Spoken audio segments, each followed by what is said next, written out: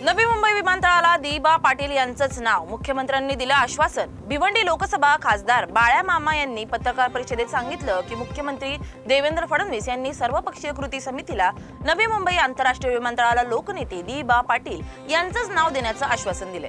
पंतप्रधान नरेंद्र मोदींनीही या नावाला सकारात्मकता दर्शवली आहे। या आश्वासनामुळे 6 ऑक्टोबर रोजी होणारे आंदोलन तात्पुरते स्थगित करण्यात आले। बाळ्या मामा यांनी स्पष्ट केलं की विमानतळ नामांतराचा श्रेय स्थानिक भूमिपुत्रांचा आहे आणि जेव्हा विमानतळाला खरोखर दी.बा. पाटील यांचं नाव मिळेल तेव्हा जल्लोष साजरा केला जाईल।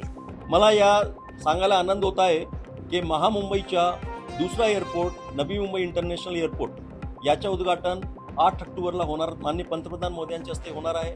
माननीय पंतप्रधान नवी मुंबई इंटरनॅशनल एअरपोर्टला 2:40 दुपारी उतरणारच आहे। त्या अगोदर टर्मिनल बिल्डिंगची पाहणी करतील आणि त्याच्यानंतर ते पब्लिक मीटिंगला ॲड्रेस करतील।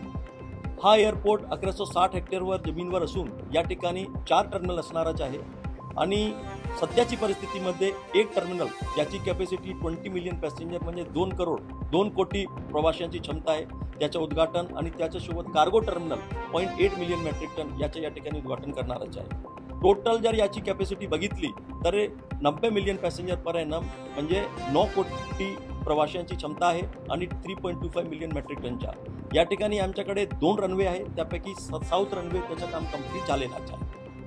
आपण याला जर आजच्या अस्तित्वात असलेला छत्रपती शिवाजी इंटरनॅशनल एअरपोर्टचं कंपॅरिझन केला, त्याची कॅपॅसिटी 50 ते 55 MPP आहे आणि याच्या कंप्लीट सभी 4 फेज झाल्याच्या नंतर जवळ दुप्पटच्या दरम्यान कॅपॅसिटी होणारच आहे। तर भविष्यात हे दोघी एअरपोर्ट मिळून महामुंबईसाठी आणि जगामध्ये एक महामुंबई एक बिग ग्लोबल एव्हिएशन हब असणारच आहे। आणि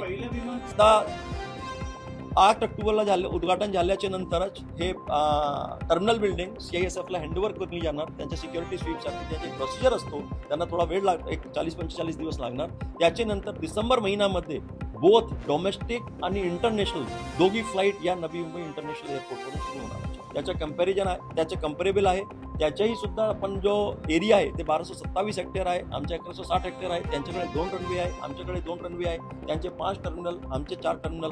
त्यांच्या आतापर्यंत जो 85 मिलियन पॅसेंजरची क्षमता ॲडजस्ट झालेली आहे आणि आमच्याकडे जो 90 मिलियन पॅसेंजरपर्यंत होणारच आहे। तो म्हणजे आपला मुंबई महामुंबई महाराष्ट्र आणि नाव नक्की ह्या जगाचे एव्हिएशन हबमध्ये जगाच्या नकाशावर मोठ्या प्रमाणावर येणार आहे।